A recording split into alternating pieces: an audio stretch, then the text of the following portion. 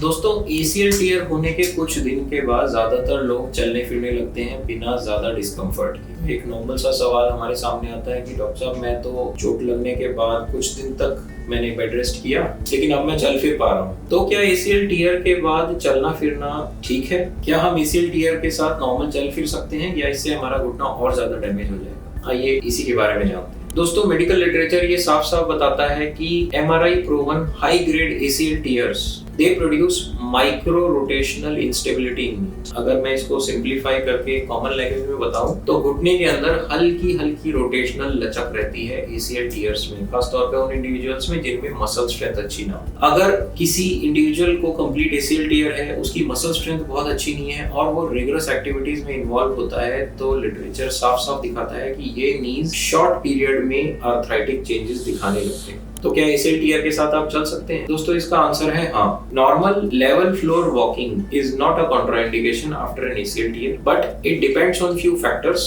Which are important. हमें कुछ चीजों का ध्यान रखना होता है। वो फैक्टर्स हैं grade of the ACL tear, कि ACL टूटा कितना है। Partial tears are fully compatible with normal life. शायद आप हाई एंड स्पोर्टिंग एक्टिविटीज ना कर सके लेकिन नॉर्मल लाइफ में चलने फिरने में ज्यादा दिक्कत नहीं होती। Whereas complete tears they might cause some discomfort on prolong walking, जैसे कि घुटने में हल्का दर्द होना, थोड़ी सूजन आना या थोड़ी सी फीलिंग ऑफ इंस्टेबिलिटी जब मसल फैटिग हो जाती है। दूसरा फैक्टर है दी मसल स्ट्रेंथ। आपकी थाइज की, नीज की और लेग्स की मसल की स्ट्रेंथ कितनी है। अगर आप रेगुलर ट्रेनर हैं, आप फिट पर्सन हैं, आपकी मसल स्ट्रेंथ अच्छी है, तो ACL टीयर की उनसे होने वाली इंस्टेबिलिटी को आपकी मसल्स डायनामिकली स्टेबलाइज कर लेती हैं, जिससे कि आप लंबा चल सकते हैं बिना मच सिम्टम्स के। तीसरा है कि आपकी पेन टॉलरेंस कितनी है। शुरुआती दिनों में जब ACL टीयर होते हैं तो स्लाइट डिस्कम्फर्ट हो सकता है चलने में। अगर आपकी पेन टॉलरेंस अच्छी है तो आप लंबा चल पाएंगे। हालांकि ऐसा पाया गया है कि अगर कंप्लीट इंस्टेबिलिटी है, उस पे भी आप लंबा टाइम तक चलते रहें तो उससे नी डिजेनरेट हो सकता है। तो दोस्तों अगर ACL टीयर हुआ है तो क्या करें? पहली चीज, अननेचुरल मूवमेंट्स जैसे कि आलती पालती मार के बैठना या घुटने को पीछे मोड़ के बैठना या सडन जंप करना या ट्विस्टिंग मूवमेंट्स करना, उनको अवॉइड करें। Give rest and icing to the knee so that the knee can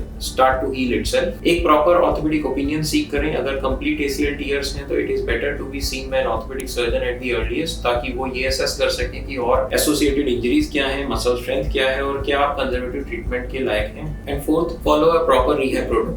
अगर आप ACL टीयर के लिए होने वाली सर्जरी को पोस्टपोन करना चाहते हैं तो इट इज इंपॉर्टेंट कि you keep working on your muscle strength and you take your precautions nicely, ताकि नी को फर्दर डैमेज ना हो। One single important factor which determines the long term outcome of ACL reconstruction surgery is associated injuries to the knee, जिसमें meniscus tear एक common injury है। और ऐसा पाया गया है कि ACL डेफिशिएंट नीज, यानी वो घुटने जिनमें ACL टूटा हुआ होता है, उनमें with in first few years 70 to 80% नीज में मेनिस्कस टीयर्स हो जाते हैं अगर हम प्रॉपर्ली मैनेज ना करें। और meniscus tears they make the prognosis much worse as compared to pure ACL tears। दोस्तों मुझे उम्मीद है कि इस वीडियो से आपको ये नॉलेज मिल गई होगी। अगर आप या आपका कोई जानने वाला ACL टीयर से पीड़ित है और उसे ओपिनियन चाहिए तो आप अपने MRI स्कैन्स या प्रिस्क्रिप्शन हमें भेजकर हमसे पूछ सकते हैं। हम कोशिश करेंगे फ्री और ऑनेस्ट ओपिनियन देने का। Bono Scare. Let's move.